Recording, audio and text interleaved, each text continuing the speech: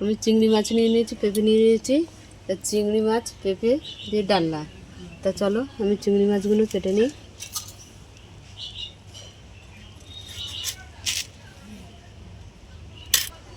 চিংড়ি মাছে এই যে সুতোর মতন এটা বের করে দিলাম, এই যে শিরাটা ফেলে দিলাম। কেটে আমাদের ধোয়া হয়ে গেছে। এখানে পেঁপেটা আমি কেটে নিচ্ছি, এটা ছাড়িয়ে নিচ্ছি।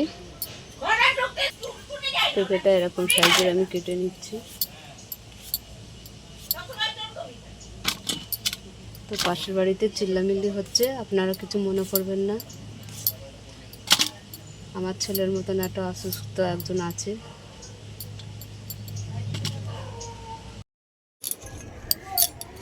এখানে রসুন আদা দিয়ে দিয়েছি, রসুন দিয়ে দিয়েছি, পেঁয়াজ দিয়ে দিয়েছি আর কাঁচা লঙ্কা দিয়ে দিয়েছি। এটা আমি কেটে নেব।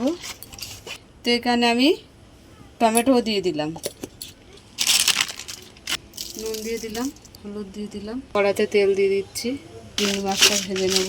নুন হলুদ মাখিয়ে নিলাম, চিংড়ি মাছগুলো দিয়ে দিলাম। চিংড়ি মাছটা ভাজা হয়, এগুলো ভাজা হয়ে গেছে আমার, তুলে নিলাম। একটা লঙ্কা ছিঁড়ে দিয়ে দিলাম, গোটা জিরে দিয়ে দিলাম। এখানে আছে দারচিনি, এলাচ, পেঁয়াজ কুচিটা দিয়ে দিলাম। ভাজা হয়ে গেছে, এখানে আমি মশলাটা দিয়ে দিলাম।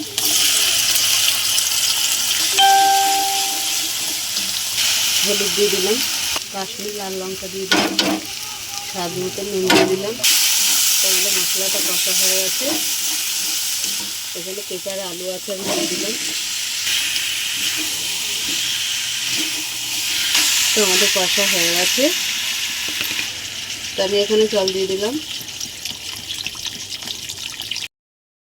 পেঁপে আলু গলে গেছে, আমি এবারে চিংড়ি মাছটা দিয়ে দিচ্ছি। তো আমার একটু গরম মশলা দিয়ে দিলাম। চিংড়ি মাছ পেঁপের ডালনা হয়ে গেছে, নামিয়ে নেবো। দিলাম।